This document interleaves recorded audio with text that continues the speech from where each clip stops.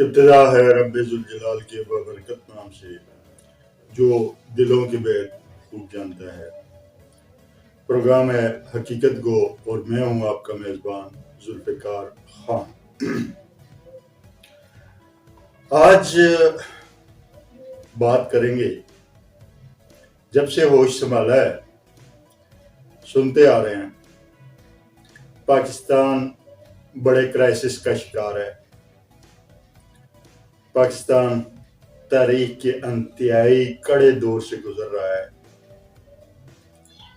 پاکستان مالی مشکلات میں گرا ہوا ہے اور عوام سے اپیل کی جاتی ہے کہ آپ نئے قربانی دینی ہے۔ تھوڑا سا اس کا جائزہ لیتے ہیں آج۔ یاد رکھیے گا یہ پروگرام کا پہلا حصہ ہے، چونکہ اگر اس پہ مکمل بات کی جائے تو پروگرام بہت طویل ہو جائے گا اور میں آپ کو کسی صورت بوریت کا شکار نہیں کرنا چاہتا، اس لیے اس پروگرام کو میں 2 حصوں میں تقسیم کروں گا انشاءاللہ۔ زیادہ دور نہیں جاتے، ضیاء الحق صاحب کے دور حکومت سے ہی بات شروع کرتے ہیں۔ دور چاہے مارشل لا کا ہو یا جمہوریت کا ہو، ہمیں کانوں میں ہر وقت یہی سیسا اونڈیلا جاتا رہا کہ ہم کرائسس سے گزر رہے ہیں، ہم مشکل حالات کا شکار ہیں۔ پاکستان اس وقت انتہائی نامساعد حالات کا شکار ہے۔ وہ دور غلام اسحاق خان اور متحدہ مجلس عمل کا ہو یا رفیق تارڑ یا نواز شریف کا ہو، بےنظیر بھٹو اور فاروق لغاری کا ہو یا پھر نواز شریف اور ممنون حسین کا، یا آصف زرداری اور پیپل پارٹی کا ہو، یا عارف علوی اور عمران خان کا ہو، کئی نام شاید مجھ سے مس ہو گئے ہیں، لیکن ہمیشہ عوام کے لیے کرائسس، نامساعد حالات، تنگی ترشی، فاقوں اور تنگ دستی کا ہی دور جاری و ساری رہا۔ کبھی معاشی بحران آ رہے ہیں تو ان سے متاثر عوام ہو رہی ہے، کبھی دفاعی بحران آ رہا ہے تو قربانی عوام سے مانگی جا رہی ہے، اور عوام ہی دن بدن پریشانیوں کا شکار بنی، اور وہ لوگ جن کے نام میں پہلے گنوا چکا ہوں، ان کے ان بحرانوں نے کچھ نہیں بگاڑا، بلکہ وہ ترقی کرتے گئے، ترقیوں کے زینے چڑھتے گئے، اور وہ اور ان کی اولادیں آج کہاں سے کہاں پہنچ چکی ہیں۔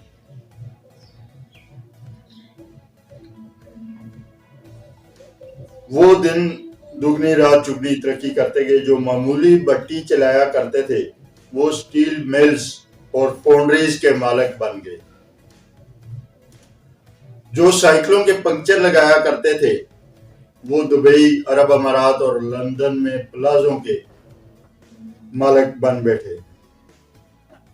جو سینماؤں کے ٹکٹ بلیک کیا کرتے تھے وہ فلور اور شوگر ملوں کے ساتھ بیرون ممالک میں شاپنگ پلازوں اور بلڈنگز کے اونر بن گئے۔ جن کے پاس سکول یا کالج جانے کے لیے گاڑی کے کرائے کے پیسے نہیں ہوتے تھے وہ بینکوں کے مالک بن گئے۔ جن کو ویگنوں اور بسوں کے پیچھے لٹک کر آنے جانے کی عادت تھی وہ بزنس ٹائکون بن گئے۔ جن کے گھر والے دن میں 10 دفعہ اوچ کی حرکات پر ان کو پیٹتے تھے آج وہ اس قوم کے فیصلہ ساز ہیں،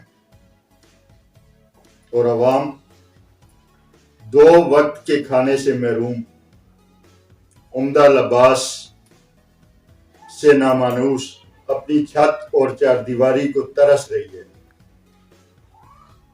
بچوں کی تعلیم اور مستقبل سے ناآشنا، غربت اور مصیبتوں کی چکی میں پس رہی ہے، اور وہ عوام جس کا مقدر تاریک مستقبل ہے جب بھی ان کرائسس سے نکلنے کی قربانی مانگی گئی اسی عوام سے مانگی گئی. کبھی اشیاء خورد و نوش کو مہنگا کر کے تو کبھی پٹرول اور ڈیزل بم سے ان کی زندگیوں میں تلاطم برپا کر دیا گیا. ان لوگوں سے قربانیاں کیوں نہیں مانگی جاتی جو ککھ پتی سے لکھ پتی پھر کروڑ اور ارب پتی بن گئے؟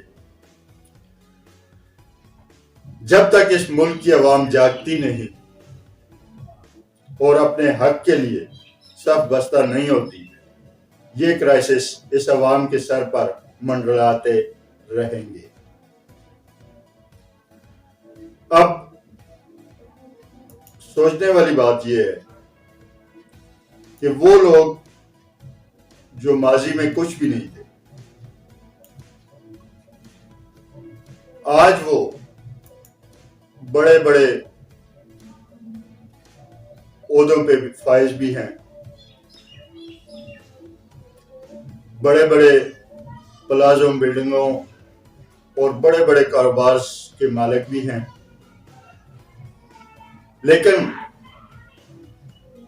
ملک تو 1947 سے اب تک کرائسس کا شکار بتایا جا رہا ہے، لیکن اس کے ساتھ ساتھ کبھی ان لوگوں سے قربانی نہیں مانگی گئی. قربانی اگر مانگی گئی ہے تو وہ صرف اور صرف عوام سے مانگی گئی ہے. عوام آئے آگے، عوام قربانی دے، عوام مہنگا پیٹرول مہنگا ڈیزل خریدے، عوام بجلی کے بل زیادہ دے، عوام گیس کا بل زیادہ دے، اوپر سے ہمارے ان حکمرانوں نے جو عوام کو نصیحتیں کرنا شروع کی ہوئی ہیں. کوئی آتا ہے اس کے دور میں مہنگائی ہوتی ہے تو وہ کہتا ہے کہ دنیا میں وہ لوگ بھی زندہ ہیں جو صرف سبزی پہ گزارا کرتے ہیں، آپ اگر گوشت مہنگا ہے تو آپ گوشت کھانا چھوڑ دیں. کوئی آتا ہے تو وہ کہتا ہے پٹرول مہنگا کرتے ہیں تو کہتے ہیں جی آپ غریب کی سواری بائک ہے، اس سے اوپر والا جو ہے وہ غربت کی لکیر میں نہیں آتا. پٹرول مہنگا کر کے کہتے ہیں جی آپ بائک چلانا چھوڑ دیں، پیدل چلیں یا سائیکل کا استعمال کریں، آپ کی صحت اچھی رہے گی. کبھی ہمیں کہا جاتا ہے کہ آپ دن میں جو چائے پیتے ہیں اس میں سے 2 کپ چائے کے کم کر لیں. کبھی ہمیں ایڈوائس ملتی ہے آپ جو 2 روٹیاں کھاتے ہیں اس کے بجائے 1 روٹی کھائیں. کیا یہ سب کچھ ہم ہی نہیں کرنا ہے؟ ہم عوام ہی اس کام کے لیے رہ گئے ہیں. وہ جو 5-5 ہزار گز کے بنگلوں میں، سرکاری بنگلوں میں سرکاری اخراجات پر رہ رہے ہیں ان کا کوئی حق نہیں. اس ملک کو بحرانوں سے نکالنے میں ایلیٹ کلاس کی کوئی ذمہ داری نہیں، بزنس کلاس کی کوئی ذمہ داری نہیں. وہ لوگ جو کسی دور میں اپنے بیگوں میں 2 جوڑے کپڑے اور ایک شیونگ کٹ رکھ کر اکیڈمیوں میں ٹریننگ لینے آئے تھے، وہ اس ملک میں ترقی پاتے پاتے اس ملک کے تو نہ رہے، لیکن بیرون ممالک میں کئی جزیروں پر ان کے محل نما مکانات بن چکے.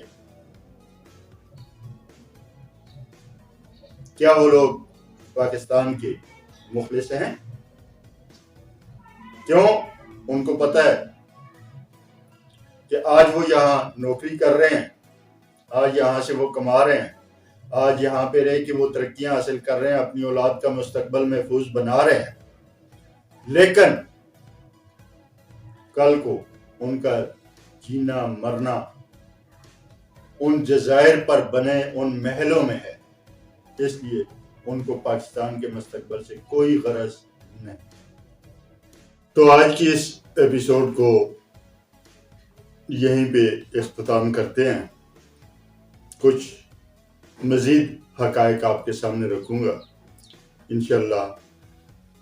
اسی پروگرام کے دوسرے حصے میں اجازت دیجیے اپنے میزبان ذوالفقار خان کو.